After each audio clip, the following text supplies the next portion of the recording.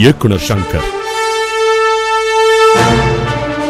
தனது படங்கள் ஒவ்வொன்றிலும் சமூக கண்ணோட்டத்தை பதிய வைத்தவர். பரப்புல இருந்து இறப்பு வரைக்கும், பிரசவாஸ்பத்திரியில இருந்து சுடுகாடு வரைக்கும் லஞ்சம் லஞ்சம் லஞ்சம் லஞ்சம். இயக்குனர் சங்கர் பற்றி நாம் அறியாத தகவல்களை அவருக்கு நெருக்கமானவர்கள் சிலர் நம்மோடு பகிர்ந்து கொண்டுள்ளனர்.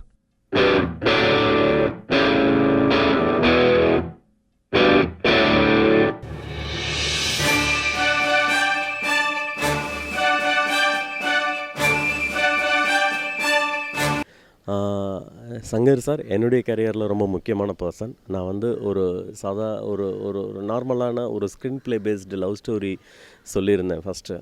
ஸோ ஒரு கான்வர்சேஷனில் மெல் ப்ரூக்ஸ் மாதிரியான ஒரு ஃபில்ம் பற்றி ஒரு சப்ஜெக்ட் என்கிட்ட இருக்குன்னு பேச்சு வந்தப்போ ஒரு ப்ரொடியூசராக அவர் ஓகே சொல்லலாம், ஒரு டேரக்டராக கன்ஃபார்மாக இந்த மாதிரி போகலாம் அப்படின்னு சொல்லி வந்தது தான் 23ஆம் புலிகேசி.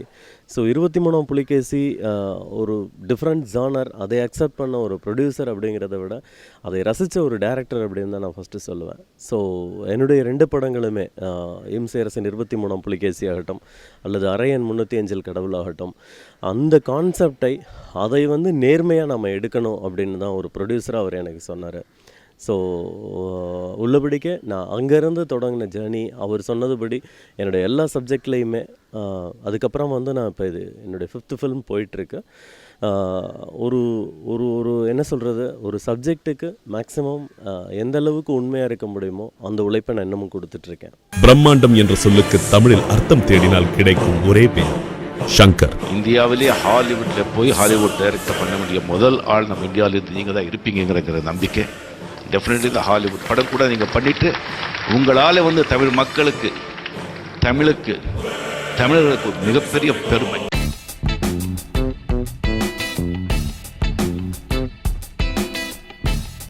என்னை பொறுத்த வரைக்கும் சங்கர் சாருடைய பிரம்மாண்டம் அப்படிங்கிறது ஃப்ரண்ட்டில் தெரியலாம், பட் வெறும் பிரம்மாண்டம் அப்படிங்கிறது வெற்றியை தராது. அது என்னை பொறுத்த வரைக்கும் அந்த பிரம்மாண்டத்துக்கு நடுவில் இருக்க ஒரு முடிச்சு அப்படிங்கிறது பர்ஃபெக்ஷன். அந்த பர்ஃபெக்ஷன் தான் பிரம்மாண்டத்துக்கு உயிர் கொடுக்குது. ஸோ சங்கர் சார்னா பிரம்மாண்டம்னு சொல்கிறது தப்பு, சங்கர் சார்னா பர்ஃபெக்ஷனிஸ்ட் அப்படின்னு சொல்கிறது தான் பெட்டர். புதுமையையும் தொழில்நுட்பத்தையும் வெள்ளித்திரையில் ஒன்று குவித்ததில் முதல்வன்.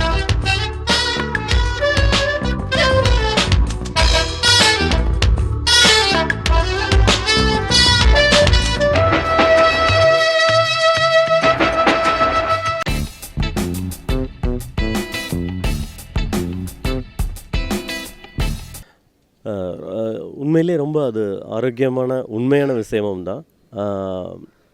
நம்மளுடைய மார்க்கெட்டிங், நம்மளுடைய சூழ்நிலை இன்னும் ஹாலிவுட் தரத்திற்கு உயர்ந்தால் அவங்களை விடவும் நம்ம மேலே போகிற அளவுக்கு திறமையோடு இங்கே இருக்காங்க. அதில் ரொம்ப ரொம்ப முக்கியமான பர்சன் சங்கர் சார். ஸோ கேமரானோட கம்பேர் பண்ண வேணாம், ஒரு நாள் அதையெல்லாம் தாண்டி நம்ம ஜெயிப்போம் அப்படிங்கிறது தான் என்னுடைய ஃபீல்.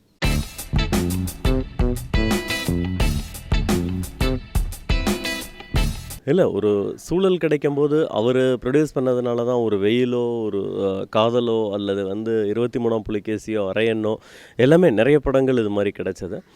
பட் என்னதான் இருந்தாலும் அவர் ஒரு தனிப்பட்ட முறையில் ஒரு டெக்னீஷியன், ஒரு டைரக்டர். ஸோ அப்போ அவருடைய சுய திருப்தி அப்படின்னு ஒன்று இருக்குது. தன்னுடைய படங்களில் அவர் பண்ண வேண்டிய விஷயங்கள், அதை தாண்டி அவர் வெளியில் வச்சாலும் ஒரு அடிப்படையில் லாஸ் இல்லாமல் அவர் பயணிக்க வேண்டிய ஒரு கட்டாயமும் இருக்குது. ஸோ இதெல்லாம் காலச்சூழல் அமைச்சு தந்து எஸ் பிக்சர்ஸ் இன்னும் நிறைய படங்கள் எடுக்கணும் அப்படிங்கிறது தான் என்னுடைய விருப்பம், என்னுடைய பிரார்த்தனை.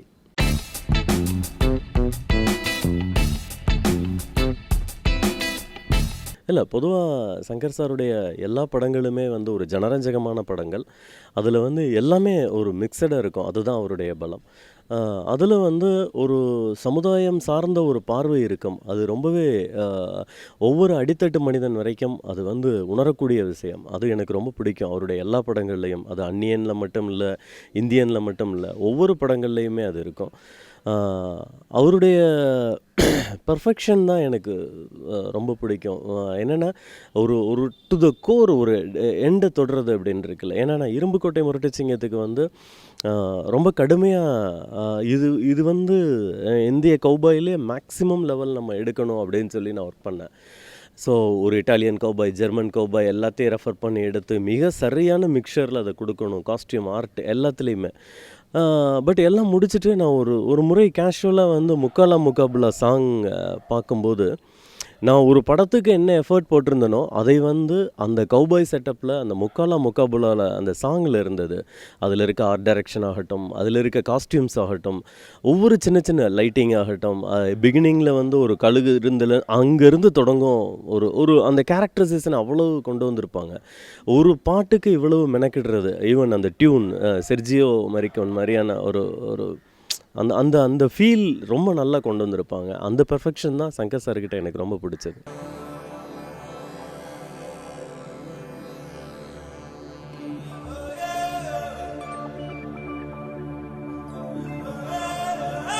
நம்மளுடைய மார்க்கெட் வந்து இன்றைக்கி வந்து உலகளவில் வந்து விரிஞ்சிருச்சு. ஸோ அப்போ வந்து அதோட நெட்வொர்க் வந்து பட்ஜெட் லெவலோ ரீச்சோ இன்னும் பெரிய அளவில் இருக்கிறதுனால நிச்சயம் சங்கர் சாருக்குன்னு இன்னும் நிறைவேறாத கனவுகள் இருக்கும். அந்த நிறைவேறாத கனவுகள் எல்லாம் இறைவன் ஆசீர்வாதத்தோட பெரிய அளவில் நிறைவேறும். இன்னும் மிகப்பெரிய டெக்னீஷியனாக மிகப்பெரிய வெற்றிகளை அடையணும். ஒரு நல்ல அற்புதமான உலகத்தரமாக ஹாலிவுட்டுக்கு இணையான படைப்புகள் வந்து அவர் கொடுக்கணும் அப்படிங்கிறது என்னுடைய விருப்பம்.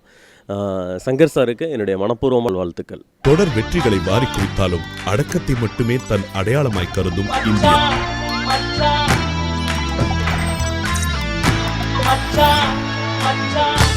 தோல்விக்கு அந்நியன், வெற்றிக்கு நண்பன். அது ஒரு வைல்ட் ஹார்ஸ், அது பயங்கரமான குதிரை. பட் டெஃபினட்டா டெஸ்டினேஷன் கொண்டு போயிடும். ஆனா நாம தான் கட்டியா கரெக்டா உட்காரணும். இயக்குனர் சங்கரின் நீண்ட நாள் உழைப்பான ஐ திரைப்படம் வெற்றியடைய உளமாற வாழ்த்துகிறது இந்தியா கிளிட்ஸ்.